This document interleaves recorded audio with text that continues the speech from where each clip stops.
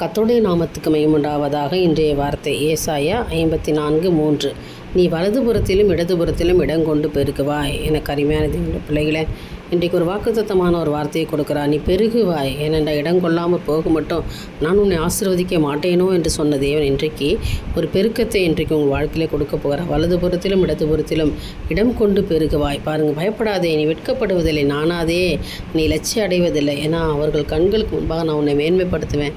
யார் முன்னாடி தலை கவிழ்ந்து நிற்கிறீங்களோ அவங்க முன்னால் கர்த்தர் உங்களை பலுகவும் பெருகவும் செய்வார். ஏனென்றால் இடம் கொண்டு பெருகும்படியாக செய்யப்படுற, அதாவது உங்களுக்கு எல்லாவற்றையும் தேவன் வாய்க்க செய்யப்படுறார். நீங்கள் என்ன நினச்சிருக்கிறீங்க இத்தனை நாள் வரைக்கும் எதை குறித்து ஜெபம் பண்ணீங்களோ அந்த காரியத்தை கர்த்தர் உங்களுக்கு செய்ய போகிறார். அதாவது இடம் கொண்டு பெருகும்படியாக வலதுபுறம் இடதுபுறம், அதாவது உங்கள் எல்லையை விஸ்தரிக்க போகிறார். உங்களுக்கு இப்போ இருக்கிற எல்லாவற்றிலும் தேவன் ஒரு ஸ்டெப்பு உங்களை உயர்த்த போகிறார்.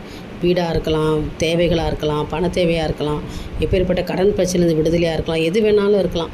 ஆண்டவர் உங்களை பலுக செய்ய போகிறேன், நான் பெருக செய்ய போகிறேன், பெருக செய்ய போகிறேன்றதுனால அந்த பெருக்கத்துக்கு உண்டான நாளை நீங்கள் ஆயத்தத்தோடு தொடங்குங்க. ஆண்டவரே, இந்த நாள் எனக்கு வலதுபுறத்திலும் இடம் கொண்டு பெருகுவாய் என்று சொல்லியிருக்கீங்களே, அப்பா என்னை பெருக செய்யுங்கப்பா என்று சொல்லி கேளுங்க.